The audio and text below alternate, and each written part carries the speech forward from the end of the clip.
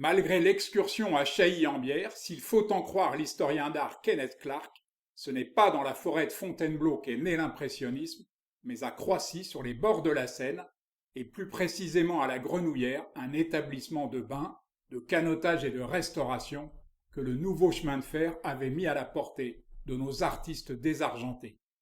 Plus qu'aux batraciens qui partageaient les lieux, Renoir prétendait que la Grenouillère devait son nom et son succès à un mot d'argot désignant les jeunes femmes qui venaient y danser le dimanche en galante compagnie, posant pour lui sans exiger de contrepartie.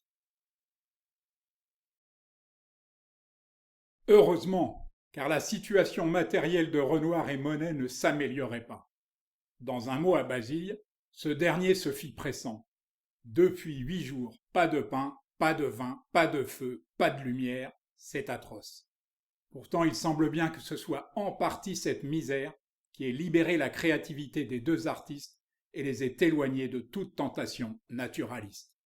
Peignant côte à côte à la Grenouillère, Renoir et Monet découvrirent ensemble que pour restituer au plus près les jeux de la lumière sur l'eau, il leur fallait gagner du temps et recourir à une fragmentation de la touche qui fera plus tard la postérité de l'impressionnisme.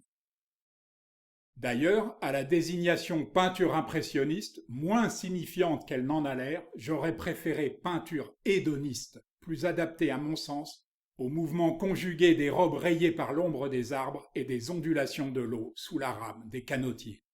Paradoxalement, le monde représenté, fait de charme et de légèreté, semble à l'opposé de la réalité quotidienne des deux peintres, faite de privations matérielles et de sarcasme de la critique comme du public. Heureusement, la vitalité de l'un est soutenue par la volonté de l'autre. Sans Monet, j'aurais renoncé, confiera Renoir.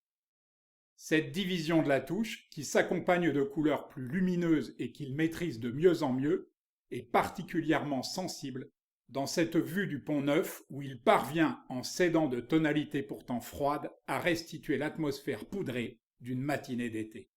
Même si son admiration pour Delacroix ne se dément pas tout à fait, comme on peut en juger avec ce bateau lavoir sur la Seine, dont les couleurs orageuses détonnent dans sa production de l'époque, sa palette s'intensifie davantage, tandis que sa touche se fait toujours plus virevoltante, d'une éternelle modernité, avec ses contours imprécis et spontanés. Sans doute la rencontre de Paul Durand-Ruel y est-elle pour quelque chose, puisqu'en lui achetant quelques toiles, il lui permet de vivre enfin un peu de sa peinture. Mais il y a aussi que l'amitié avec Monet perdure. Après Chailly-en-Bière, après Bougival et la Grenouillère, les deux peintres ont investi le bassin d'Argenteuil, dont ils vont faire l'un des hauts lieux de l'impressionnisme. Une fois encore, dans un bel ensemble et sur le motif, Monet et Renoir rivalisent de talent et d'ingéniosité pour restituer le miroitement des eaux de la Seine, le chatoiement des reflets sous l'incessant balai des nuages dans le ciel. Étrangement, ces contemporains, mais c'est un sentiment qui reste aujourd'hui partagé, ne trouveront à Renoir qu'un talent limité de paysagiste. Ainsi le critique Philippe Burti ira-t-il jusqu'à écrire « Il semble que le plein air éblouisse Renoir. Il voit des taches lumineuses, s'attarde à des éclaboussures de rayons. L'œil du spectateur ne pourra jamais s'habituer à ces ronds clairs qui tachettent ses gazons, ses allées. » Grossière erreur. Regardez son chemin montant dans les hautes herbes.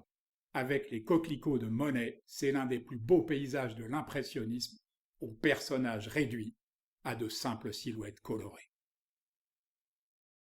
Malgré de sévères réserves, Auguste Renoir fut l'un des peintres les moins critiqués lors de la première exposition du groupe impressionniste qui se tint à Paris en 1874.